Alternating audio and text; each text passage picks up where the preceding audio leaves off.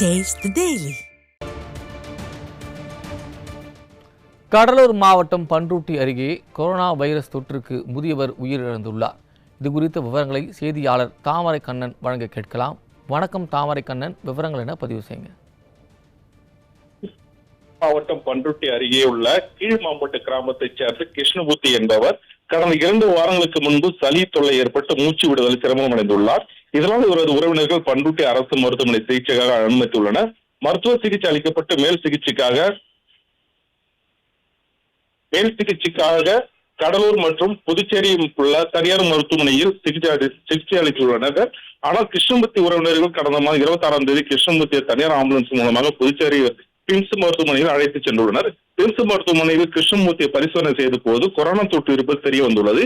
இதையடுத்து மேல் சிகிச்சைக்காக சிதம்பரம் முத்தையா மருத்துவக் கல்லூரி மருத்துவமனைக்கு தனியார் ஆம்புலன்ஸ் மூலமாக அழைத்து சென்றுள்ளனர். கிருஷ்ணமூர்த்தி சிகிச்சை பெற்று வந்த நிலையில் ஜூன் 1ஆம் தேதி சிகிச்சை பலனின்றி பரிதாபமாக உயிரிழந்துள்ளார். இதையடுத்து கிருஷ்ணமூர்த்தி உடலை மருத்துவ குழுவினர்கள் ஆம்புலன்ஸ் மூலமாக கொண்டு வரப்பட்டு கீழ்மாம்பட்டு பகுதியில் உள்ள சுடுகாட்டில் ஜேஜிபி இயந்திரம் மூலமாக பள்ளம் தோண்டப்பட்டு உடலை அடக்கம் செய்துள்ளனர். இந்த சம்பவத்தால் அப்பகுதியில் உள்ள பொதுமக்கள் மற்றும் கொரோனா தொற்று ஏற்படும் பாதிப்பும் ஏற்பட்டுள்ளது.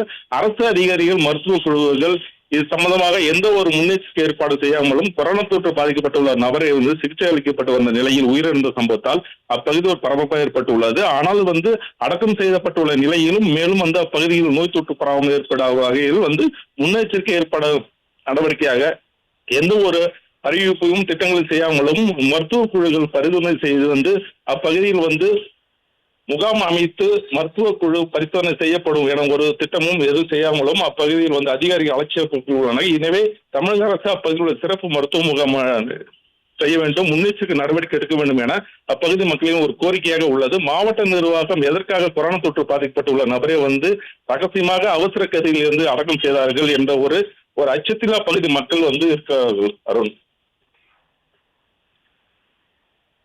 நன்றி தாமரை கண்ணன்.